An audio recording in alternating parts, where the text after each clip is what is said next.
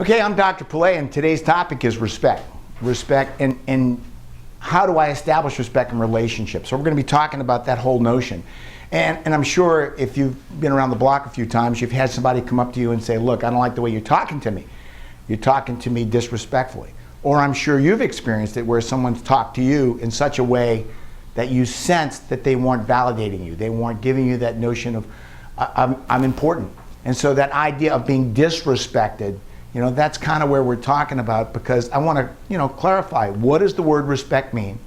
How to understand it in relationships, how to improve it when it's not working for you, and I think most of all, how to identify within myself that I'm not using that very powerful tool to improve relationships. But first of all, let me define respect, and if you will, here's an easy definition. It's the act of giving particular attention or consideration to someone that you hold in high regard or esteem. Think about that. The act of giving consideration, the act of giving attention to someone that you hold in high regard or esteem. Now, my specialty is anger management. That's what I do. And so when a lot of folks come to me to see me, they're usually there because there's been some altercation, there's been some conflict. Well, let me redefine conflict for you, because you might have had that in another class, but just to make sure everybody's got it, ready? Conflict. A difference between two people over physical, emotional, or perceptual space. Perceptual space. You can get an argument with someone that's not real because you perceive it to be in such a way that to you it's real. Perceptual space. And I give the story of the guy that was at the Strawberry Festival that was going to his car.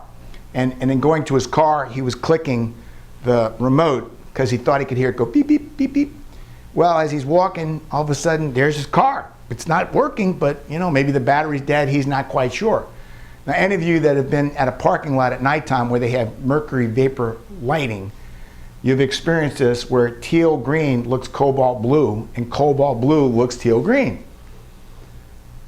So he's really sure it's his car. Now it's dark, so he's not looking inside. If he had, he would have realized it's not his automobile.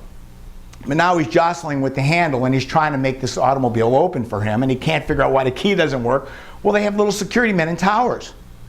So it appears that there's somebody trying to rob a car. So the policeman goes over there, approaches the guy and says, hey man, what are you doing? Well, his perception that the uniformed officer was violating his space.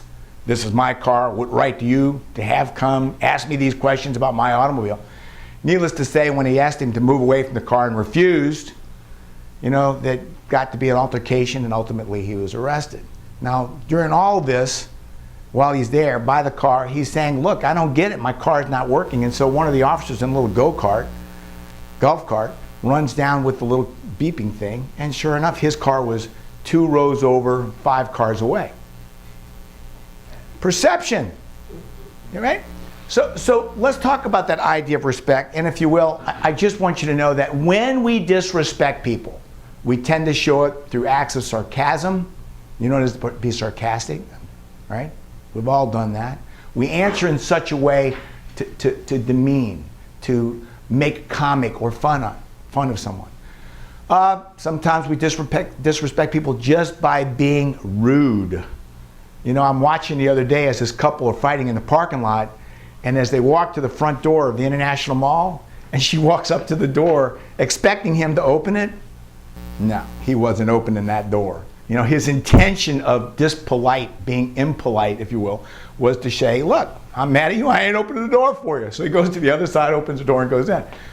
Another way we disrespect people, being inconsiderate. I like that idea that do unto those as you want them to do unto you, that idea that I treat you in such a way that you treat me. If your perception is that you're stepping on my toes, if your perception is you're making my life miserable, then it's very possible that you might show acts of inconsideration just to punish them. For instance, somebody's waiting for you at 9 o'clock, the appointed time you're supposed to pick them up, so you show up at 9:30. 9:30. You do something to show that you're inconsiderate. Some other ways, belittling, that is we put them down, we make them smaller than they are, and then finally we're just argumentative. One thing I find in our parenting program is a lot of parents struggle with their teens because the teens want to argue about everything. And it's not anything big, it's just if I say yay, my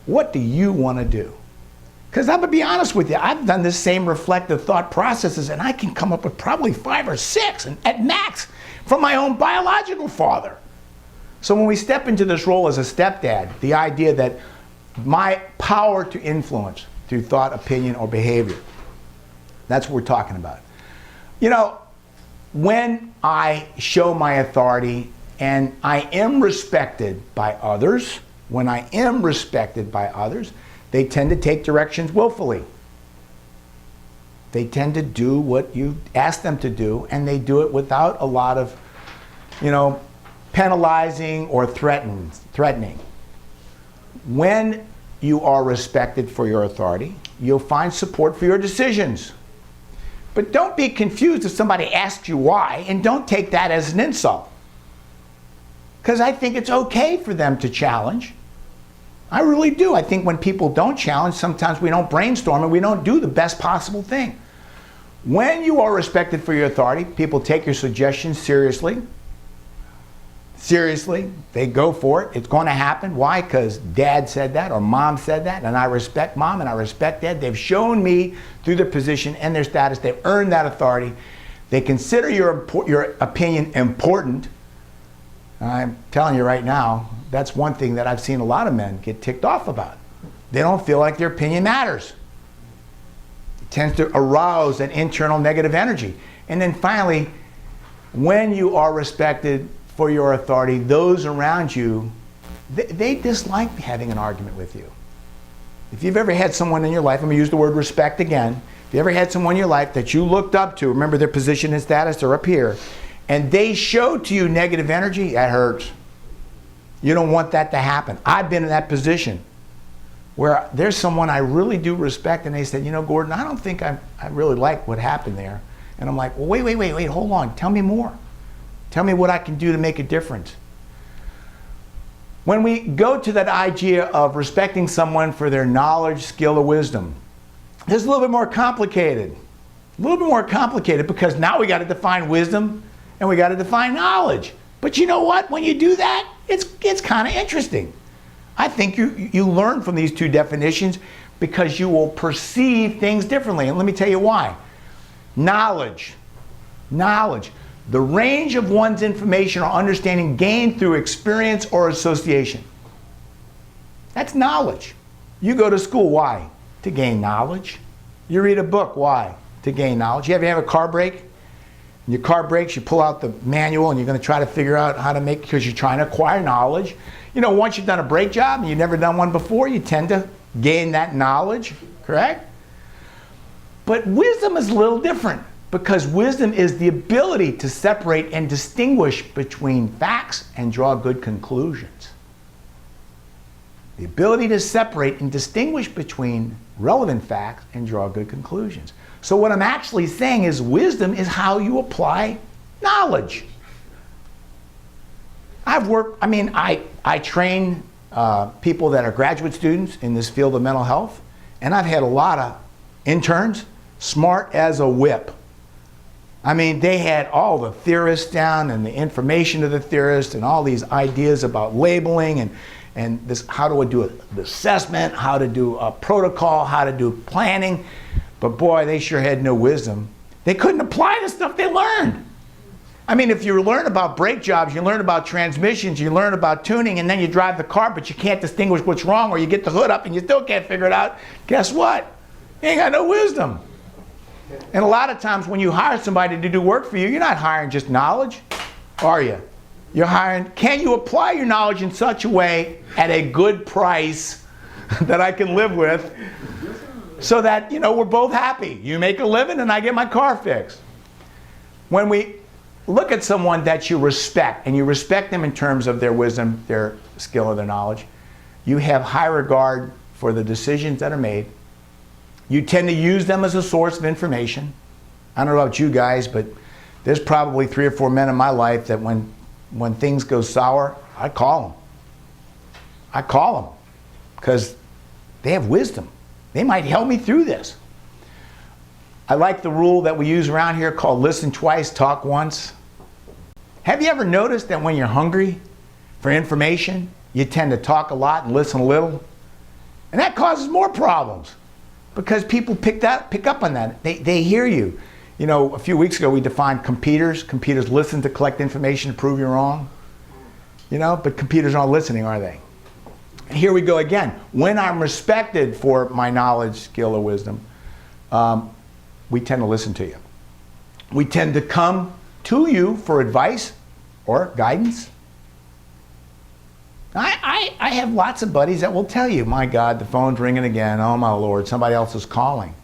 When you find people that are willing to listen to you and give you suggestions, give you some ideas, give you some information that might guide you through this perplexing situation, you tend to know who they are.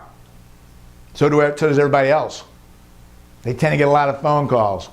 And then finally, when you are respected for your wisdom, skill, and knowledge, you tend to focus on understanding and not agreeing. I like to put it to you this way: understanding is mandatory, agreeing is optional. Understanding is mandatory, agreeing is optional. Half the arguments you have this week will go away if you focus on understanding what the person's trying to tell you from a feelings level and forget whether you agree or not, at least until you got all the information. Many times people get into incredible arguments because they're listening to collect information to prove you're wrong, but they're not trying to understand what's really going on. And you'll always hear from me when I'm working with somebody in the front that's got a problem, the first question I usually ask them is, what problem are you trying to solve? Help me understand what problem are you trying to solve. And then if they give that to me, the next question will be, and what do you think is a good solution? Interesting. Half the arguments in your life will go away if you just use those two facts, okay? I like this next one here, but it has to do with being respected for what you can do for others, what you do for others. So let me talk about what they can do for us, what they can do for us. So I think just like I've done so far, I'm going to go ahead and define these words. And so let's define the do. Do, an action. Well, you know, last week we had somebody in class that had taken the bus, and because of the bus route, it took a long time to get here. And so at the end of the class, I happened to ask anybody in the classroom, hey, look, anybody going that way? Can you give them a ride? Giving somebody a ride, that's a do. That's a do. Helping someone in some beneficial way. Well, when you're a parent and we're working on relationships, sometimes we do and do and do and do for our children to the point that, you know, we feel like we get no respect for all of what I do for you. As partners in relationships, we sometimes feel like, look at all I do for my partner, but what do they do back for me? So the idea that my willingness to help someone out, my willingness to, through kindness or effort, to help someone out, that's why people respect you. And in your life right now, I'll bet you there's someone you have in the back of your mind that you can call if you need a favor. You need something done for you. When we look at that idea of how I am respected for what I do for others, understand that you're the person that's the doer. You are shown appreciation for your efforts. And when people do something for you or you for them, there's always this notion of reciprocation.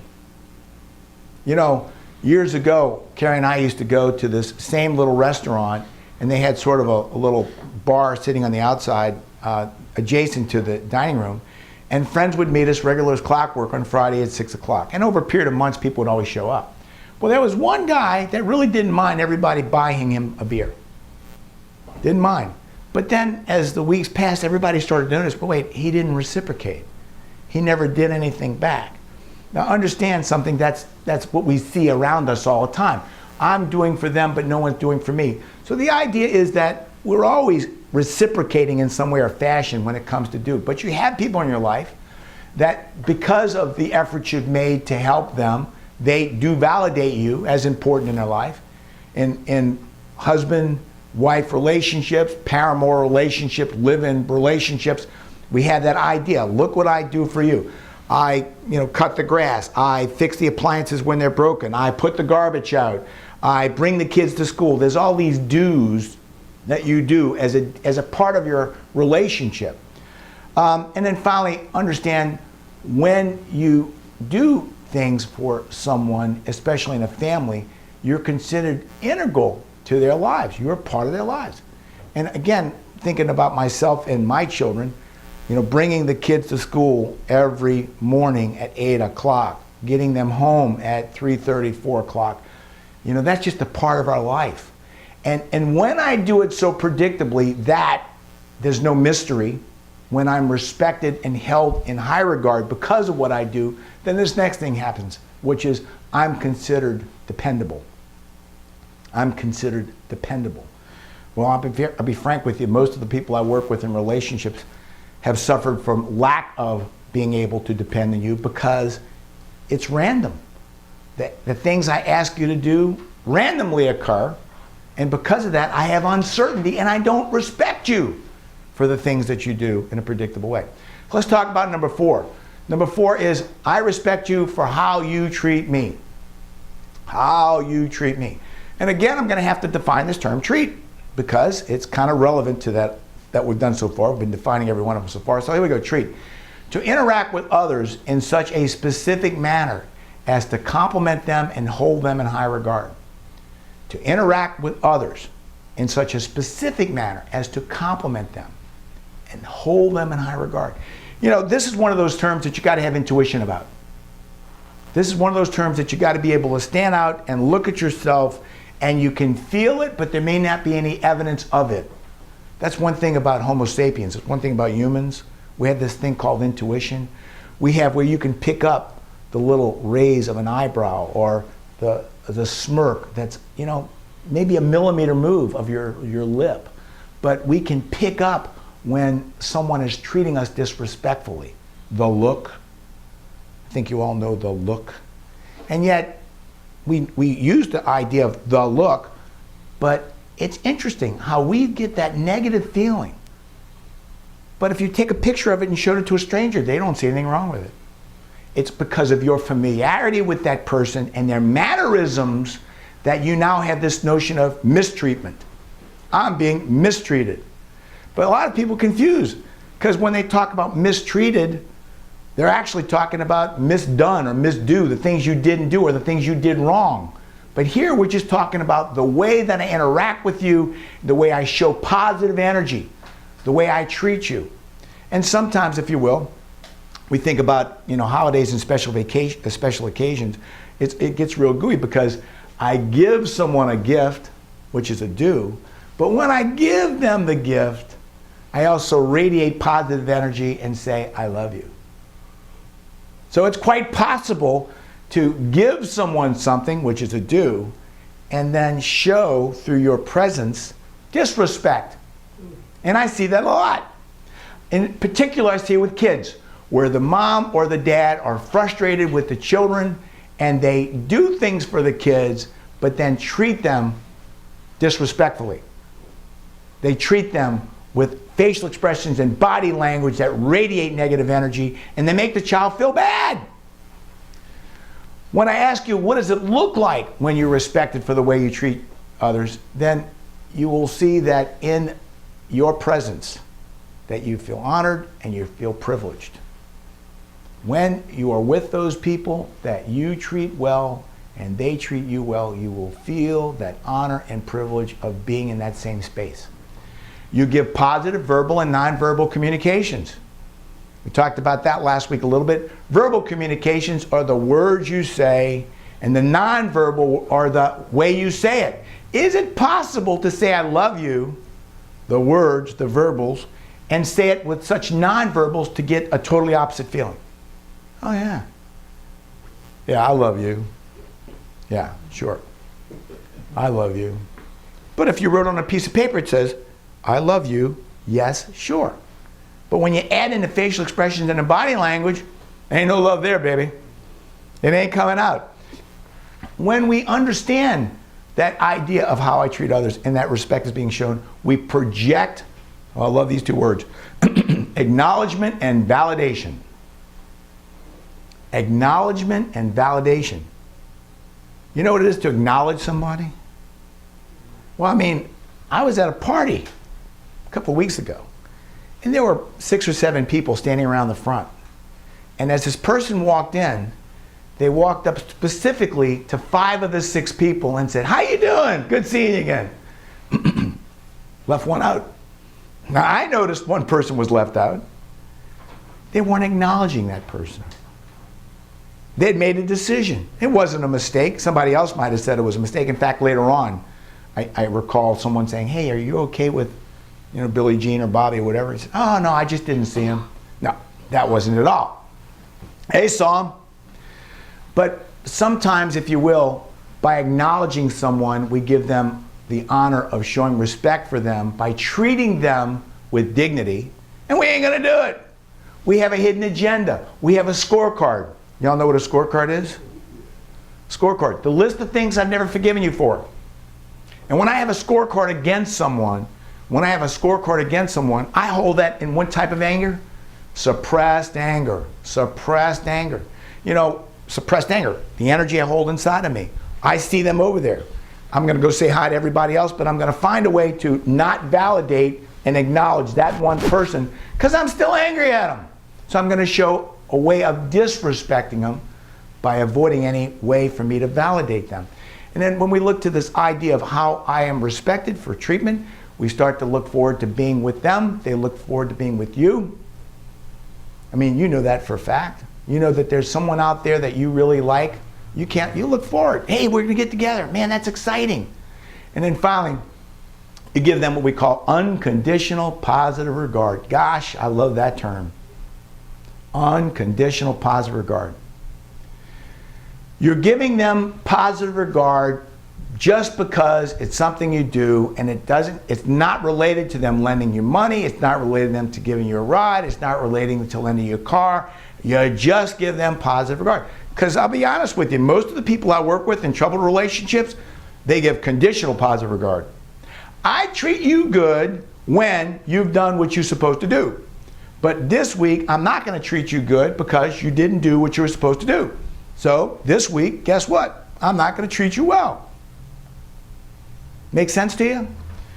When we get down to this other idea, and it has to do with number 5. And number 5 is the hardest one. Of all of them, it's the most difficult. There are people in my life that I respect for how they lead their lives. How they lead their lives. And again, I'm going to have to define that for you. I've done all the rest of them, so we'll do this one too. Ready? I define how you lead your life as a person that conforms to a worthy or noble standard of conduct. A person that conforms to a worthy or noble standard of conduct. Now understand, a few weeks ago when I was asking everybody about anger and stress and how we respond to stress, one of the questions was, if it was a true-false question, it says, you have the right to be as angry as you want to be. True-false. And half the class said true. Half the class said true. And the other class said false. Well, I challenged that. You know why I challenged that? Because we're about relationships.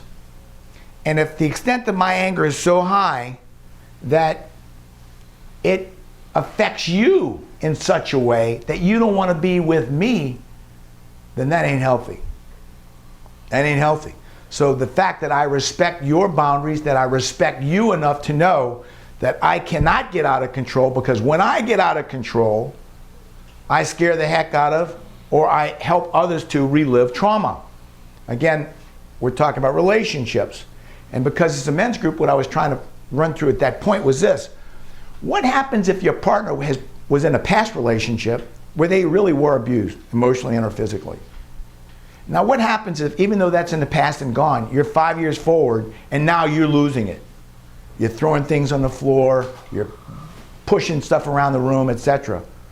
But that person now relives the trauma of the past relationship, not necessarily because of anything you've done, but because of the memory of what was done by somebody else.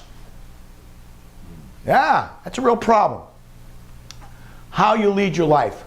When you have some idea of values, and that's a really difficult thing these days, and I'm a big believer in it because I think people don't think about it. We talk about rules versus values. And when I ask people, what are your values? What are your values? A lot of people say, well, the 10 Commandments or the Quran, or they'll come up with some other standard that's written someplace. And yet when I ask you as a person, have you stepped back to say, what are my values? Me. I mean, if you were to all of a sudden open your eyes one day and say, I have enough information for me to determine at least, number one, a value that's important to me that I will live by and own for the rest of my life, what would it be? And I've actually given that as assignment to men to go out and come back and give me a sense of values. And I've had a couple of guys hitting home runs. Here's one I thought was really cool. I will not own what I didn't earn. I will not own what I didn't earn. Now, this particular person that came up with that value admitted to everybody, man, I used to shoplift. He said to everybody, I used to, if it wasn't nailed down, glued down, tied down, it was mine. And if I found it and it wasn't guarded, secluded, caged, gated, it was mine. But when I changed that idea that I'm not going to own it unless I earn it, life became real serious. Wait a second, now I got to get a job that pays enough for me to get the toys I want. Now I got to earn the toys I want in life. That I'm not going to get them from somebody else. Lottos, forget that. Don't live your life thinking that your 5 numbers are coming in or your 6 numbers coming. Because I'm telling you right now, probably not. So the idea that you conform to some value system that you think is important to you. So we had another guy in the same class come up with another value. Ready? And you've probably heard this one, and I think many of you heard this one before. I will treat others the way I want to be treated. Values. I will treat others. That's not easy, guys. Especially if you're in the presence of someone that doesn't like you. That's really challenging. So when you have some idea of what you believe is important in your life as a value statement, now you begin to lead it that way, your friends around you look at you differently. Now, I have some doors put in this building here. I had some exterior painting done. I had some, because I've been in this building about a year right now. And I will tell you, I hired people that I knew by reputation that if I gave you the job, you would do quality work at a fair price, and I didn't have to look at it. That is tied to how you lead your life. It's also tied to knowledge, skill, and ability, isn't it? It's also related to what they do for you. So now we get into the real problem with this, because those 5 factors are interrelated in such a way that you can't really separate them. And then if you want to understand yourself, sometimes you got to think about your relationship to those people in your life that were important to you. So think about this. How does this 5 factors, these 5 ways that you respect others, how have they impacted you in your life now that you have this bigger, broader understanding of what that looks like? So I'm going to give you an example. I have a substance abuse program. People that, maybe arrested for possession or they were DUIs, etc. But I had one of the guys that listened to one of these classes. He was in my anger management class, and afterwards he talked to me and he said, you have no idea how this topic has really helped me to sort through and understand my life. And it's given me a sense of direction. And let me explain to you why, Dr. Pilet. Of course, I'm all ears. He said, I've always used that word love. And I've always, quote, quote, loved my dad because, quote, quote, that's my dad, quote, and that's what you do, close quote. But he hadn't really given any thought to, wait a second, is there more to this than meets the eye? Now, as he spoke about his dad, he said, my dad never took me anywhere. My dad was a workaholic. And even though he didn't drink a lot, for the most part, when weekends were around, he was out with his buddies or fishing. And for the most part, I felt pretty, I don't want to say, he didn't say not welcome, but I didn't feel like I was invited to go fishing because I was a kid. And it was just a distraction that he didn't want to be annoyed with. So I didn't even get to go fishing until I was older. However, later in life, if you will, my dad, I needed help. And I asked my dad if he would do something for me, something that was very important. And my dad refused. Nope, don't have time, can't do that for you. I also can tell you, my dad was a welder, and he did it very well, and he had a lot of respect as a welder. But when I go through all this stuff and I start thinking about it, I respected him for his position, status, and authority as dad, but he really wasn't a good dad. When I take that label, father, and I go through those qualities that a father should have, he didn't get a lot of them. There weren't a lot of them there. And some of you, through common sense and logic, can think about what a father should do. Be with their son at their level, be a role model or a mentor, be there, always available when needed, show unconditional positive regard. Think about all those things a father should do. And he said, you know, I started to realize he was not a good father at position, status, and authority. But knowledge, skill, and wisdom. Man, he loved to fish, and everybody called him about where to go fishing and how to catch fish. And we always had grouper in the refrigerator. We always had blue crabs in the refrigerator. We always had shrimp in the refrigerator. But when it came to knowledge, skill, and wisdom as a father, nope. Never remember Dad doing homework with me. Never remember Dad helping me when I had tough times in school. Didn't see it. Didn't get it. Wasn't there. Now, how he treated me. Dad treated me, as long as I did what I was supposed to do, I was treated okay. Listen to what I just said. As long as I did what I was supposed to do, I was treated okay. Well, when you're a child and they have that kind of relationship, what do you think that looks like? What do you think that looks like? Doing what you're supposed to do means what? Stay out of the way. Don't annoy me. Do your homework. Clean your room. Behave. Don't cause me problems. And then we finally get to the last part about how you lead your life. Because now he's talking about his father again. You know, Mom and Dad married 25 years and they're still married to this day, but I don't think I've ever seen them hug, and I don't think I've ever seen them kiss, and I've never seen them show affection. And when Mom and Dad argue and fight, they have this long list of things they don't talk about. They don't talk about it. And later in life, I asked my dad, why don't they talk about it? My dad said, because I ain't getting a divorce, and we're not going to solve that problem, and I'm staying married. That's all there is to it. Well, think about what that taught him about how he treats his partner, what he does for his partner, and then finally, how you lead your life. You know, we teach here about levels of relationships. We teach how partners rise from acquaintance to friends, to roommates, to companions, to lovers. The highest level of relationship, lovers. And he would be the first to tell you if he was here, my mom and dad were not in love. They used the word all the time, but they were not in love. They didn't have those qualities. And we talk about 9 characteristics that have to do with love relationships. Commitment, disclosure, common values and beliefs, problem solving, positive sexuality, shared vision of the future, and a shared spiritual understanding. And this is available on our website if you want to take a look at it. Commitment changes in relationships. Friends, I'm there when you need me. Roommates, I put up my share, you put up your share. You can always depend on me. Lovers, I will spare no emotional energy to problem solve that we will stay in this relationship. We will heal these problems. Commitment, love relationship. If I got to change, I'm going to change. And you're going to do the same to me. And if we got to go see a therapist, we're going to do that because we're going to collaborate. Now apply that to these 5 levels of respect. Apply all this information to that idea that we just started off with. And see how this interrelates, because you can't fulfill a love relationship unless you really respect your partner for their position and status and authority. Hey, is it possible that you can respect your partner as a mother, but not respect her for her job at Walmart? Because she don't do that real well. Is it possible that you can respect her for the way she treats you, but I don't like the way you treat my in-laws? Is it possible that I can respect you for what you do for me and for our family, but I have noticed you don't do nothing for anybody else? As you work through these ideas, the truth is there are positive things in every relationship that has to do with respect. And if you want to rebuild one, then you got to find those things that are working. In troubled relationships, we've lost respect for each other.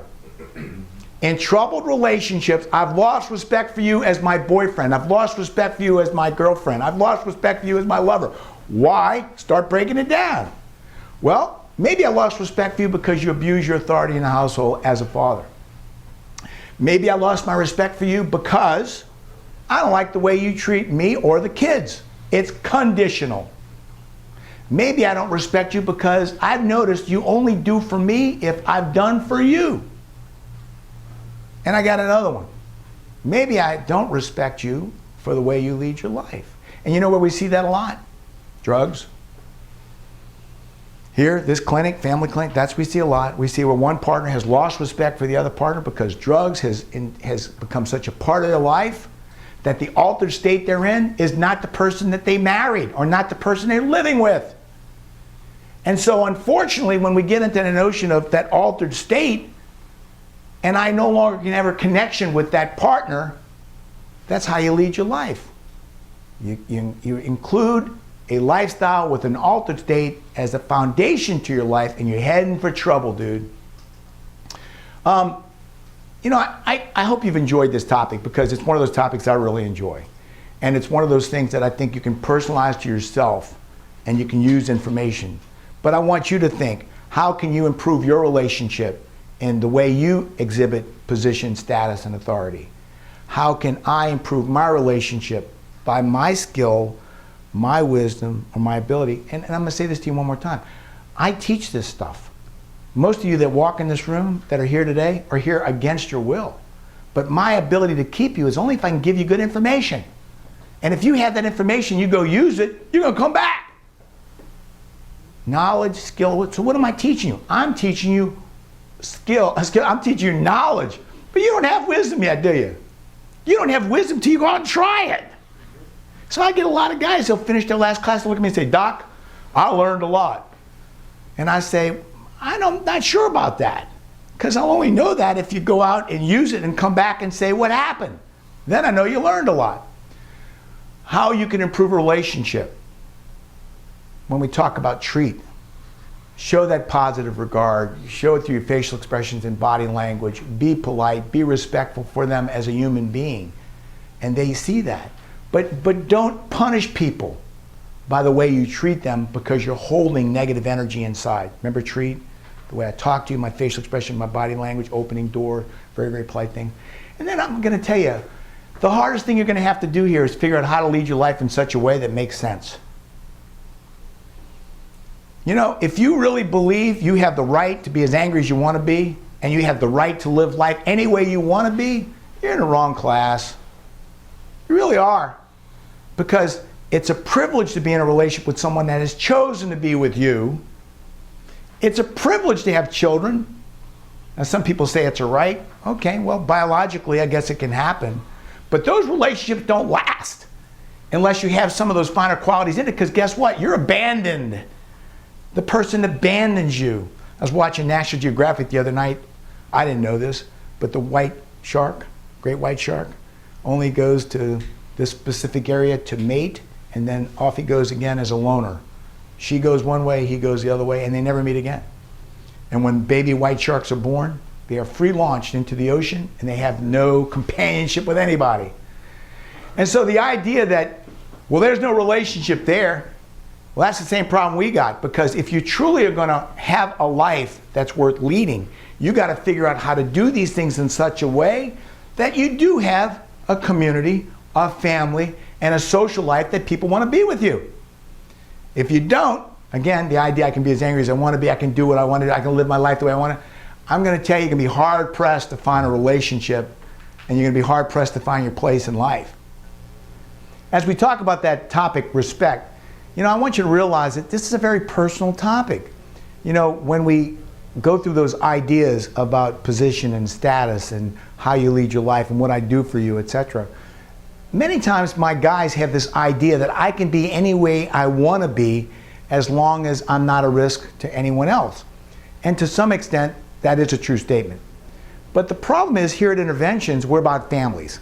We're about moms and dads and children. And as I exercise myself in an emotionally healthy family, I'm fulfilling that role in such a way as a father, as a husband, as a mother, as a wife, that best suits the purposes of the family.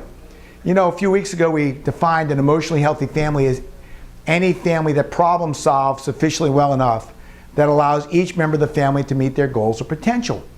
Now think about that.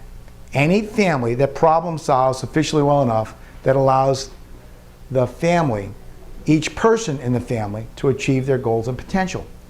So when I look at this idea of respect and the idea that as a father, I do have influence on my children.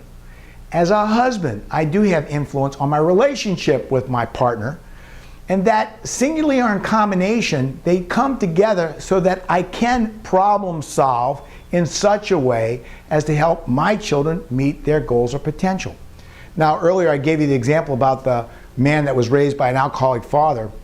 workaholic father, a disengaged father, a father that really wasn't present in 4 of those 5 levels of respect. His ability to intervene in the family and to work within the family to help those children meet their goals or potential was not aligned with what his potential was, because he wasn't integrated into the family in the role of father. He didn't see that position and status makes a difference. He didn't understand that his knowledge, his skill, his wisdom as a father, it's acquired, it's learned. But if you don't have it, you may have to study, you may have to learn, you may have to find information out there that can fill that void, fill that gap. I have to understand that I come forward into this relationship, and a lot of times my moms and dads bring baggage. Baggage is what we call problems that were unresolved from previous relationships that now are surfacing in this relationship because A, I was unaware that they were going to resurface, and B, I'm not healed. So now I've got another problem, which is as I'm entering into this family to attempt to problem solve and find this notion of emotionally healthy family, I'm bringing baggage. I'm bringing the unresolved problems from past relationships into this relationship, into this family. Too often we find that moms and dads tend to act in ways that were taught them in their previous family relationship, and yet they haven't acquired any new information. So as you go through these ideas of respect, and you go through these 5 different ways of looking at yourself and gaining some intuition about yourself in that family, hopefully you're going to find areas that you can improve upon. Because once you find an area that you can improve upon and it makes sense to you, then you can influence a different outcome. A few years ago, I had a guy come up to me and he said, I never realized that being raised by my mom, never having a dad, has impacted me because I never saw what it looks like for a couple to problem solve. That is, to talk through a problem in such a way to find a solution. So now he says, I'm in a relationship with my partner and we do have problems, but there was never any mentoring in my past relationship with my mom because she never had a man in her life. And now I'm finding out I don't know how to problem solve at all. So sometimes the deficit that we find in a relationship can be baggage that you didn't really know was there. It's not damaging of itself, but the absence of problem solving gives you another level of problems in the relationship you're presently in. The idea of respect is a good topic. Look at those 5 areas, look at how they apply to you in your life, and try to find some game plan for you to improve in each of these areas to again, hopefully fulfill the goal of an emotionally healthy family. Remember, emotionally healthy family, any family that problem solves sufficiently well enough that allows each member of the family to meet their goals or potential. Again, I'm Dr. Pilet. Thanks for listening. Have a good night.